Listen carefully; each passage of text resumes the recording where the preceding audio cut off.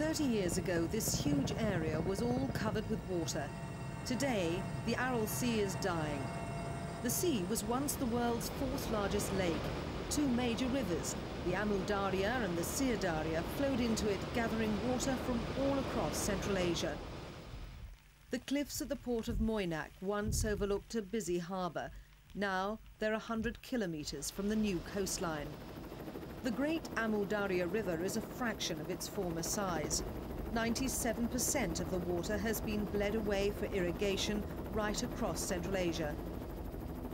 The main cause for this high level of irrigation is cotton, the best cash crop in the region. Known as white gold, vast mountains of raw cotton were the principal contribution of the Aral Sea basin to the former USSR's economy. But growing cotton needs vast amounts of water for irrigation, and cotton is without doubt the main factor in the present water crisis in Central Asia. The local fishing industry has been virtually wiped out. Only about 250 fishermen are now left, trying to eke a living in the Aral's polluted waters. In the old days, the area's catch of fish made up 3% of the whole USSR's. This fish cannery once sent its Aral Sea fish across the length and breadth of the former Soviet Union. Now it has to bring in most of its fish in refrigerated trucks from the Caspian Sea 500 kilometres away. The shortage of water in the Aral Basin is not the only problem. There's also its poor quality. Due to a lack of drinking water distribution and water treatment systems, most rural inhabitants in these areas receive highly polluted water, containing phenols, nitrogen compounds, pesticides, organic matter and sulfate, up to 10 times the maximum permissible concentration by former Soviet standards.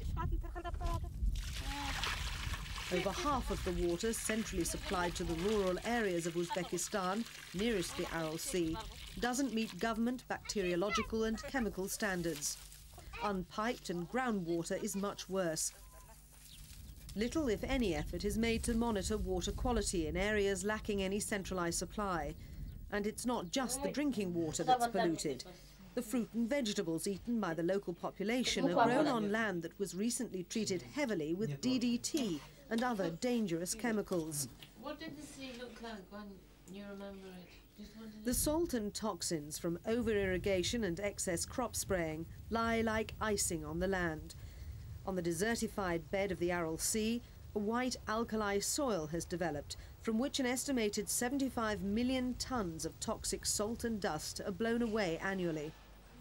The combined effects of the environmental destruction have led to serious health problems directly related to the polluted drinking water, contaminated crops and airborne toxic substances. Almost every woman in the region is anemic, and so are many of the children.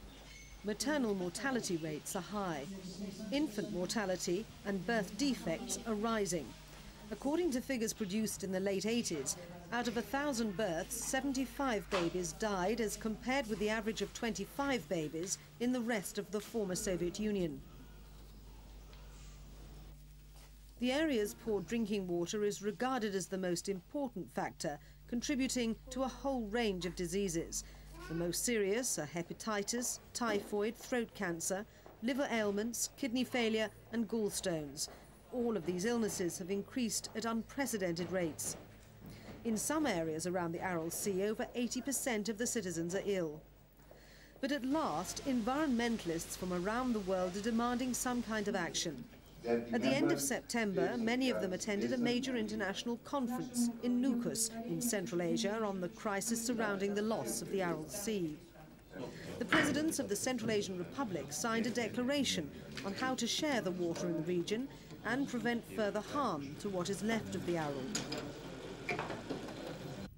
Already, the authorities have been trying to create artificial lakes from what little water remains and to revive the fishing industry.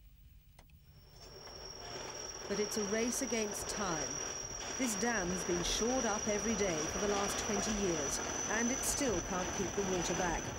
Schemes like this need modern technology if they're going to work properly. The World Bank has launched a program to tackle some of the worst aspects of the crisis, with funds of $200 million initially. But experts say that the crisis took decades to develop and will take decades to rectify. The bulk of the Aral Sea may be lost forever, a chilling reminder of man's ability to turn a once fertile and productive region into a wasteland.